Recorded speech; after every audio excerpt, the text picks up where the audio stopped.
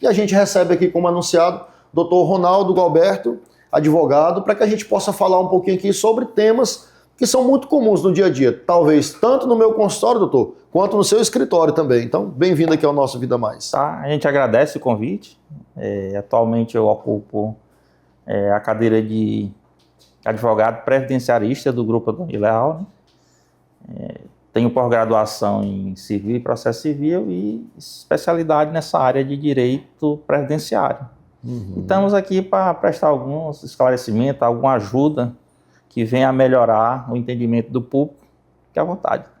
Sem dúvida. Bom, talvez um dos motivos principais, doutor Ronaldo, aqui para a nossa conversa, esse nosso bate-papo, é uma situação relativamente comum dentro dos nossos consultórios, né, em várias especialidades. É quando o paciente ele pretende ter um relatório, um atestado, uma declaração, para que ele possa tentar algum estilo de benefício, como eles falam, dentro do INSS. Esclareça um pouquinho aqui, doutor Ronaldo, até para a gente aqui, para ficar um pouco mais didático, até para nós, que muitas vezes não entendemos e parte do nosso público também. Exatamente o que é o INSS, o que é que ele trata e como que ele pode servir à população. Bom, o INSS, eu costumo fazer sempre essa comparação do que ele presta um serviço de seguro, como se fosse o seguro de um veículo, né? E você vai ter o direito a um recebimento de um seguro de um veículo, se porventura você pagou, e o INSS da mesma forma. Lógico que no INSS tem os benefícios assistenciais que não necessitam de qualidade segurada. Mas os demais benefícios com incapacidade permanente ou aposentadoria por invalidez, é necessário de que haja uma qualidade segurada para se requerer qualquer tipo de benefício lá. E no dia a dia, dentro do seu escritório, dentro da sua prática, o que é mais comum? Que tipos de clientes, no seu caso aí, que lhe procuram em busca desse benefício? A gente recebe clientes de toda a natureza, mas os mais comuns hoje, atualmente, nesse mundo moderno, são os benefícios por incapacidade. Capacidade temporária que pode gerar ou levar o segurado a um benefício por incapacidade permanente. Isso dependendo do grau e do histórico de evolução da doença que o incapacita, né, para aquela atividade naquele momento. Muitas vezes, se a gente ainda não tiver uma incapacidade permanente, mas um afastamento por uma doença, por um tratamento, um atestado que o médico oferece de 30 dias, quem paga esse benefício? A empresa ou o próprio... Bom, essa é uma das perguntas que a gente escuta muito no dia a dia, né? Do segurado, do cidadão comum que precisa dos esclarecimentos, é de que esse atestado confeccionado pelo médico, ele leva um prazo de 30 dias. Então, assim, a partir do momento em que o segurado ele protocola aquele atestado num requerimento administrativo no INSS, que ele comunica à empresa que está doente, o INSS ele é obrigado a empresa ela é obrigada a mantê-lo os primeiros 15 dias, a questão do salário, e a partir do 16º dia, independentemente do prazo em que ele vai receber o benefício por incapacidade temporária, isso fica a cargo do INSS. Ou seja, há uma repartição entre esses pagamentos, né? A empresa ela arca com parte, 15 dias, e demais, a partir do 16º, é a Previdência Social. Existe um limite claro de tempo de afastamento acima desses 15 dias? Então, assim, existe um limite de 3 meses, 6 meses, 1 ano?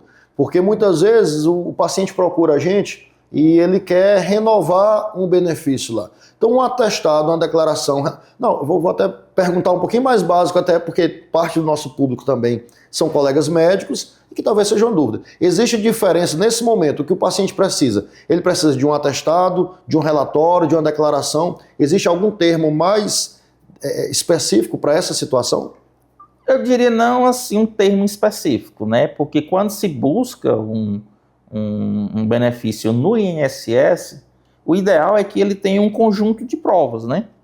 Ele procurou o médico, atestou o problema, o médico vai dizer no atestado mais ou menos uma ideia de tempo de quando ele vai precisar de benefícios para fazer o tratamento. Em regra, o primeiro atestado é 30 dias, né?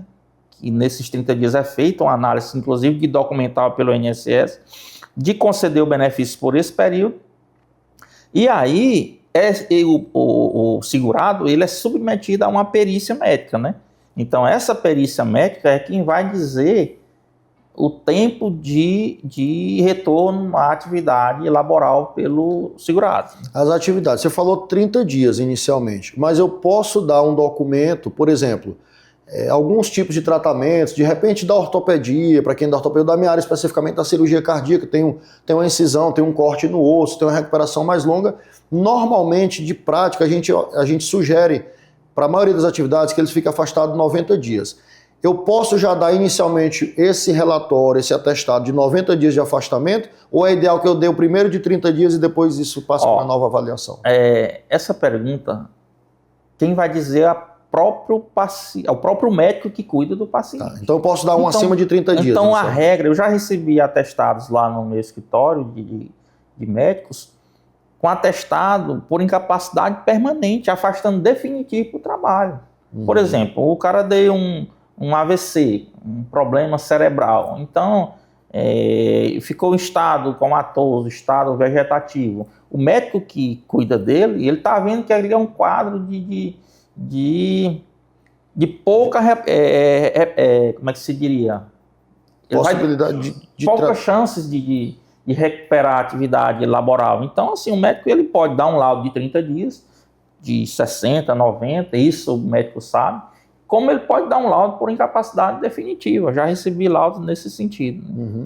Então, mesmo doenças graves, que teoricamente a população pode achar que tem uma incapacidade, um AVC, um infarto grave, automaticamente ele não significa que ele tem um benefício. Automaticamente não vai levar ele direto a um benefício. Ele vai ser submetido a uma perícia médica pelo INSS. Essa perícia, ela sendo indeferida, você pode entrar com recurso para uma junta de recursos e vai ser submetido a uma segunda perícia, né, médica. Como você pode entrar com ação judicial e lá num processo judicial também vai ser submetido a uma perícia médica. Ou seja, o paciente, o segurado do INSS, ele tem que se munir de toda a documentação que quem vai, na verdade, dizer que naquele momento ele está em incapacidade de forma temporária ou de forma permanente é a perícia médica. Independentemente do médico recomendar pelo afastamento de 30, 60 ou 90, a perícia médica é onde vai ser decidido o tempo de afastamento dele do trabalho. Hoje em dia, normalmente dura quanto tempo, a partir do momento que ele dá a entrada, até eventualmente ele passar por essa perícia, por essa avaliação? Geralmente, nos acordos que a gente tem feito judicial no contra o INSS, geralmente 4 meses. 4 meses. Então, assim, as perícias, elas recomendam por um prazo. Quando o médico ele não estipula um prazo, aí a gente vai para umas transações com o INSS, mais ou menos algo em torno de 4 meses. E, no geral, se a perícia for bem fundamentada, com documentação nova, com laudos e atestados recentes, aí vai para 2 anos, né? Aí, nesse caso, aí o juiz, ao invés de dar incapacidade, benefício por incapacidade permanente, temporária, ele vai dar um benefício por incapacidade permanente. Ou seja, uma aposentadoria por invalidez, que é o que a legislação antiga dizia. Uhum.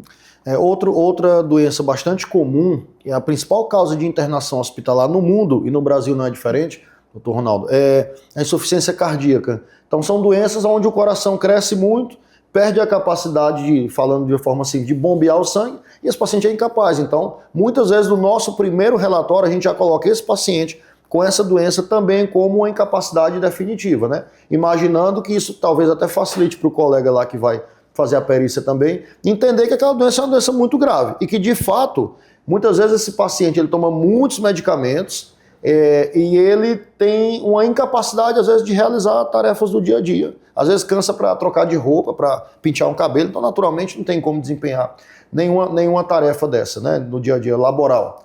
Mas como que a pessoa tem que se preparar, então, para esse dia da perícia? Que tipos de documentos, o que é recomendado ele levar? Existe algum tipo de orientação específica para esse momento da perícia? Sim, todos os nossos clientes segurados da Previdência Social que a gente acompanha nas perícias, a gente é inquirido por essa pergunta que o senhor está me fazendo.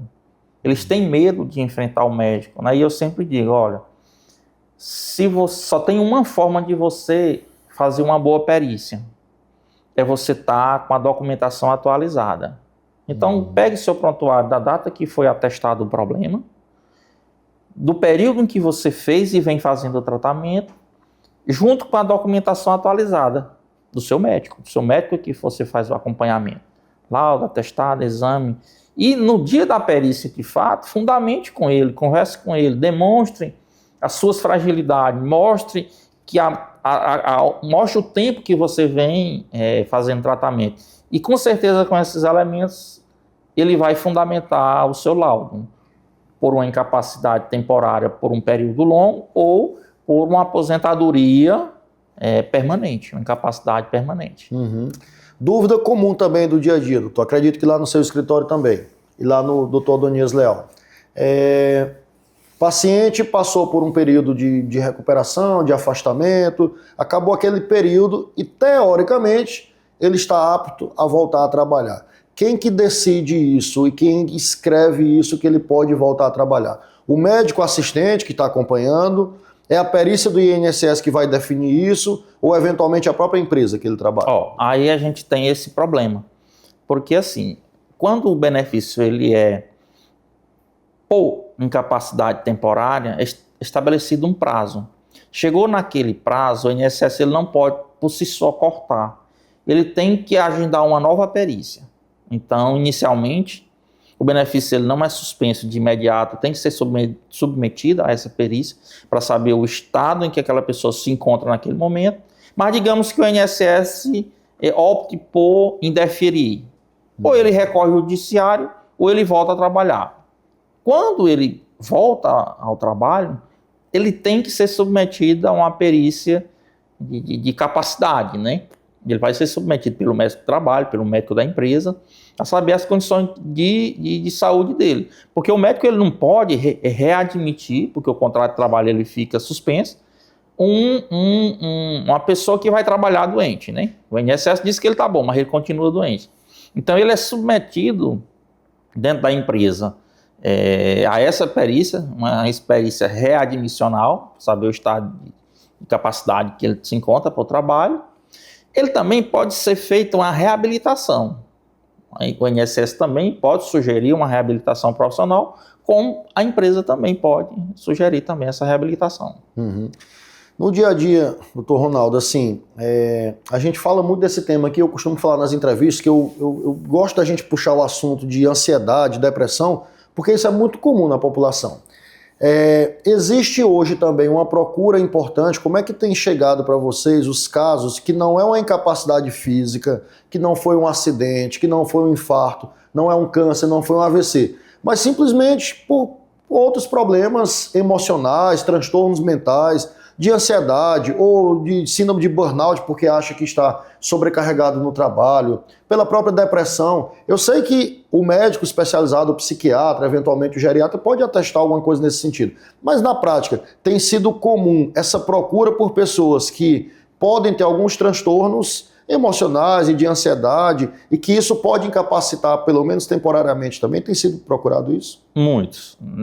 Nessa correria que a gente vive no dia a dia, a gente tem atendido muitos clientes, né, muitos segurados da Previdência, com esses problemas, né?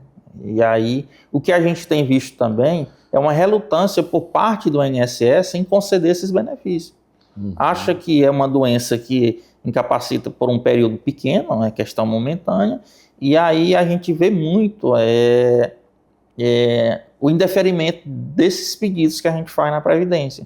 Então, assim, dificilmente a gente encontra a pessoa, um segurado, recebendo benefício por ansiedade. Uhum. Então, a Previdência, que é um problema para o governo, né, em função dos gastos que ela tem, recolhe mais do que o que paga, recolhe menos do que o que paga, na verdade. Sim. E aí a gente tem visto muito benefício indeferido com essas doenças modernas. Uhum. Perfeito, doutor Ronaldo. A gente agradece a sua participação aqui dentro desse nosso Vida Mais. A interpretação que eu faço disso aqui sempre é isso. Isso aqui é um espaço para que a gente possa falar de forma tranquila. Nós temos 1 hora de programa aqui todos os domingos, então temas como esse a gente não está tão prático. Muitas vezes se busca na internet, no Google. A gente sabe que ele procurando lá no seu escritório vai ter todas as informações. Mas a gente agradece a sua participação aqui e poder trazer temas tão importantes quanto esse. Eu é que agradeço, fico feliz em estar aqui trazendo esses esclarecimentos, né? Como falei anteriormente, a gente representa a cadeira de previdência do escritório do Grupo Odoni Leal, né? Aqui a gente já tem muito tempo que trabalha nessa área e a gente está à disposição. Qualquer coisa a gente volta. Perfeito. Tá bom? Obrigado. Obrigado.